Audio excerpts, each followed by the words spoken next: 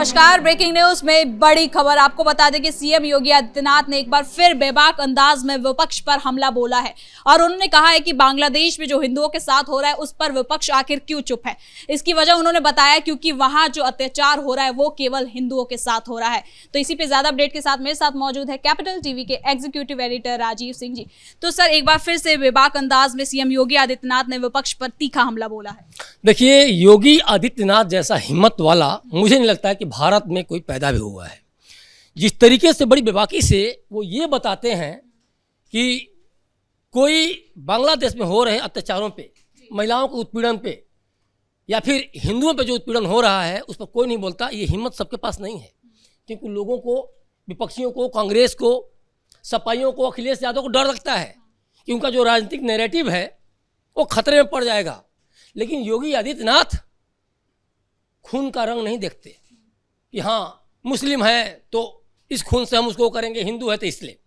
उन्होंने साफ साफ इस बोलकर ये साबित किया है कि आप अगर किसी मुस्लिम देश में हिंदुओं के साथ कुछ अन्याय हो रहा है तो आप खामोश हैं, तो आपका नैरेटिव कैसे चयनात्मक है, कैसे आप उस नैरेटिव को चूज कर रहे हैं कि नहीं नहीं मामला हिंदू का है तो हमें एकदम शांत रहना है। और अगर मुस्लिमों के साथ कुछ गलत होता है तो पूरी दुनिया खड़ी हो जाती है, कांग्रेस बोलती है, सपाई बोलते हैं, सब बोलते हैं, अखिलेश यादव भी उछल उछल के बोलने लगते हैं। तो योगी आदित्यनाथ ये कह के ये नहीं कह रहे हैं कि वो हिंदू की बात इसलिए बोल रहे हैं, बल्कि वो ये कह रहे हैं कि आप किसी के साथ अन्याय हो रहा हो तो आपको उठ के बोलना चाहिए, आपको वहाँ हिंदू मुस्लिम नहीं करना चाहिए।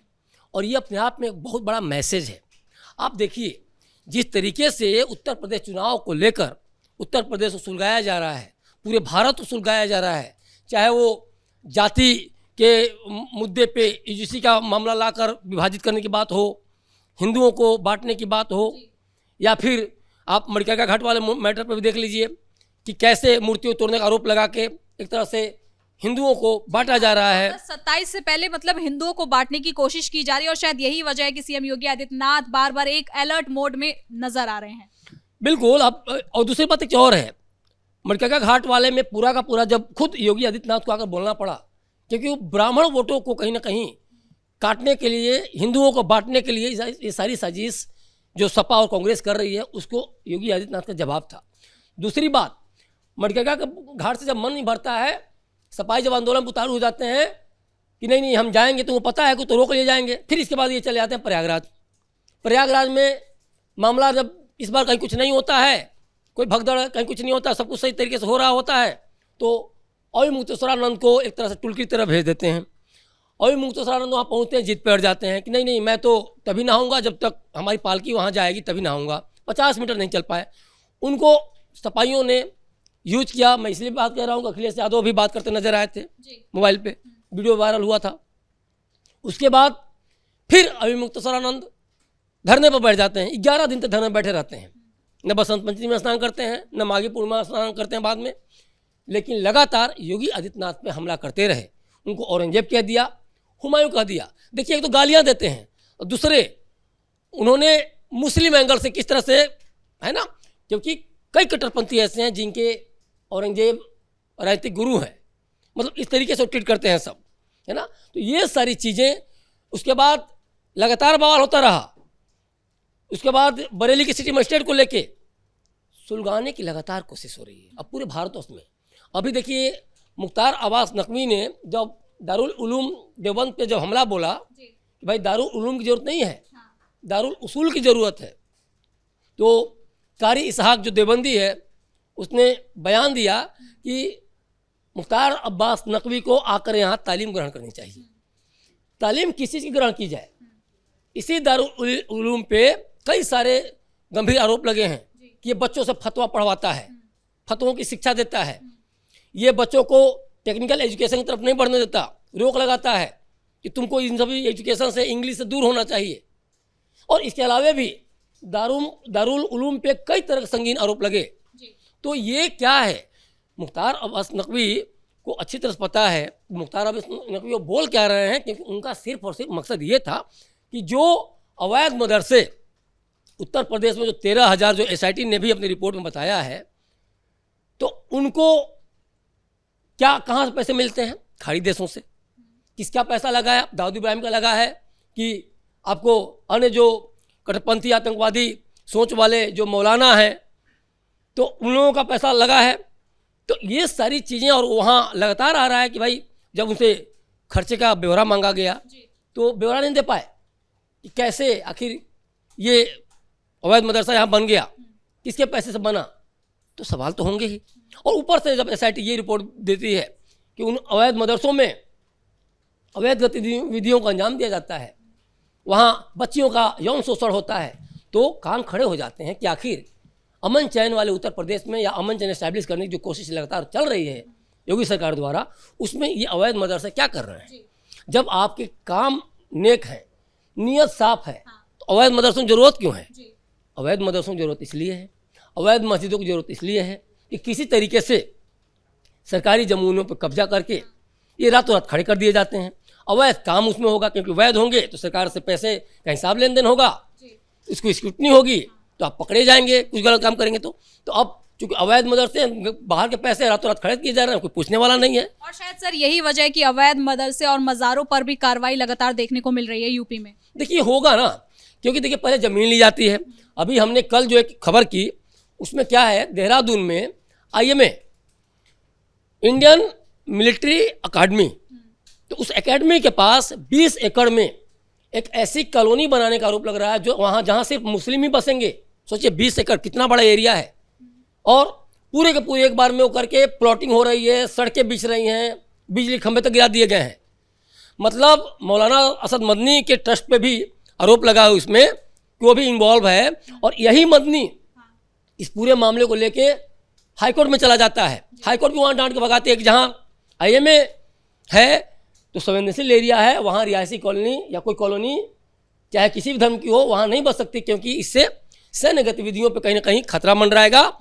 क्या पता कल को कोई वहाँ आतंकवादी हो या फिर कुछ ऐसे अवांछित तत्व हों जो सेना की गतिविधियों की, सेना के खुफिया जो रिपोर्ट है उनको लीक कर दें या फिर पाकिस्तान या दुश्मन देशों को भेज दें। तो ये सारी चीज़ें कहीं ना कहीं देखिए, जो शुरू में ज़मीन लो, उसके बाद तुम इसमें निर्माण करो, कंस्ट्रक्शन करो, मुस्लिम कॉलोनी बसा दो, अवैध मज़ार बसा दो, अवैध मस्जिद या ईदगाह बना दो, और उसके बाद वहाँ आबादी बसा दो। डेमोग्राफी जो चेंज करने की बात है, और इसीलिए आज जो बांग्लादेश को लेकर वो बोल रहे हैं, इसीलिए कि आज बांग्लादेश में हो रहा है तो ना कांग्रेस बोल रही है न फिर सपा बोल रही है। और सर CM योगी ने ये भी कहा इस दौरान कि अगर बटोगे तो कटोगे। देखिए ये बात तो सही है ना, जिस तरीके से अभी UGC को लेके जो जाति धर्मों के बीच में, जो जिस तरह जातियों के बीच में हिंदू धर्म को बांटने की कोशिश की, जिस तरीके से आप कहीं ना कहीं ब्राह्मणों को भड़काकर ये जो मणिकर्णिका घाट वाले मामला जो है, उसके बाद जो अब प्रयागराज वाला, तो इसमें क्या हो रहा है, इसमें हिंदू धर्म को जातियों में बांटने की कोशिश हो रही है, लड़ाने की, और फिर इनको क्या करेगा, मुस्लिमों से काउंटर करवा के इनको साइडलाइन। आज जो डेमोग्राफी चेंज की बात हो रही है, ये साफ साफ आंकड़ों में आ रहा है। आप संभल की बात करें, बरेली की बात करें, आज़ादी के बाद से देखिए मुस्लिमों की संख्या घटी है कि बढ़ी है, कई गुना बढ़ गई है इन जगहों पे, या पूरे भारतवर्ष में देखा जाए तो, लेकिन हिंदुओं की संख्या कम हुई है। तो आप देखिए एक बात तय मानिए, जो पीर बाबा, मजार और शहीद क्या क्या लोग लिख के जो जिस तरह से कर रहे हैं ना, तो ये सारी चीज़ें जिस तरीके से खाड़ी देशों से इसके लिए पैसा आ रहा है, उन सभी चीज़ों को लेकर सीधे सीधे इनडायरेक्टली देखा जाए, और डायरेक्टली जो योगी आदित्यनाथ ने हमला बोला है, इसको गौर फरमाने की बात है कि यहाँ किसी भी कीमत पर ऐसे अवांछित तत्वों को, आतंकी गतिविधियों में जो लिप्त हैं या फिर इस तरह की कार्रवाइयों को जो अंजाम दे रहे हैं, चाहे रोहिंग्या हों, बांग्लादेशियों हों, उनको हम नहीं टिकने देंगे। और बांग्लादेश के मुद्दे पे अगर योगी आदित्यनाथ बोल रहे हैं तो ये बांग्लादेशियों के उसमें नहीं बोल रहे हैं, ये बोल रहे हैं कि देखिए बांग्लादेश हो या फिर इंडिया, योगी आदित्यनाथ का साफ कहना है कोई भी मजहब हो, अगर उसके साथ गलत हो रहा तो आप बोलिए, आप ये मत देखिए कि वहाँ हिंदू के साथ गलत हो रहा है कि मुस्लिम के साथ। आज अगर बांग्लादेश में मुस्लिमों के साथ गलत होता तो सपाई और कांग्रेसी सबसे पहले बोलते। आज हिंदुओं के साथ, महिलाओं के साथ जबरन धर्मांतरण किया जा रहा है, महिला उत्पीड़न का शिकार हो रही, युवाओं को कत्ल कर दिया जा रहा है, तो उसमें सबसे ज़्यादा दलित मुसलमान हो, दलित हिंदू हैं। तो आज कोई कांग्रेस या सपाई क्यों नहीं उठ रहे हैं वहाँ? तो फिर वो ब्लड देखने लग रहे हैं, नहीं यहाँ तो यहाँ कोई मानवाधिकार संगठन नहीं उठ रहा है। तो इसीलिए योगी आदित्यनाथ ने जो हिम्मत जुटा कर ये चीज़ बोला है ना, कि तो अपने आप में बहुत बड़ी बात है। और ये मैसेज देना देखिए बहुत ज़रूरी है। ये मैसेज किसी धर्म के आवरण से नहीं देखना चाहिए, ये मैसेज इंसानियत की रक्षा करने के उससे है। हत्या चाहे किसी की भी हो, अन्याय चाहे किसी के साथ भी हो, लेकिन अगर वहाँ देखिए तो सब वहाँ इंसानियत देखिए, वहाँ हिंदू मुस्लिम चश्मे से मत देखिए। और अगर आप मुस्लिमों के लिए उठ खड़े होते हैं तो हिंदुओं के लिए भी उठ खड़े होने की अपने अंदर मादा रखिए। अन्यथा जिस तरीके से जनता कांग्रेस को और सपाइयों को उत्तर प्रदेश से पूरे भारतवर्ष से देखा जाए खदेड़ रखी है, चाहे मुंबई में भी जाकर चुनाव लड़के हार के चले आते हैं ना सपाई, बीएमसी चुनाव की मैं बात कर रहा हूँ, तो या फिर जिस तरह से कांग्रेस का हाल पूरे भारत में एकदम एक तरह से मिट्टी पलीद हो चुकी है, 3 राज्यों में मात्र सरकार रह गई, वो भी कब सरकार गिर जाएगी, तमिलनाडु की कर्नाटक को कह नहीं सकता है। तो ये अपने आप में साफ साफ इशारा है कि अगर तुम कहीं ना कहीं अपने आप को भाजपा का खौफ दिखा करके जनता से वोट मांग नहीं मिलना है, आपको सेकुलर बनने रहने के लिए सेकुलर गतिविधियों में धर्मनिरपेक्षता ये नहीं कहता कि हिंदू को मारो मुस्लिम को बचाओ या मुस्लिम को मारो हिंदू को बचाओ, सभी धर्मों का सम्मान करना सीखिए और उसके अंदर इंसानियत ढूंढिए, वही एक सच्ची धर्मनिरपेक्षता है। बहुत बहुत धन्यवाद सर इन तमाम जानकारी के लिए। तो कुल मिलाकर सीएम योगी आदित्यनाथ ने एक बार फिर से विपक्ष पर तीखा हमला बोला और वो ये कहा है कि बांग्लादेश के मुद्दे पर अगर विपक्ष चुप है तो वो इसलिए क्योंकि वहां पर हिंदुओं के साथ अत्याचार हो रहा है। ब्रेकिंग न्यूज में इतना ही। कैमरा पर्सन कुणाल के साथ मैं सृष्टि शाह।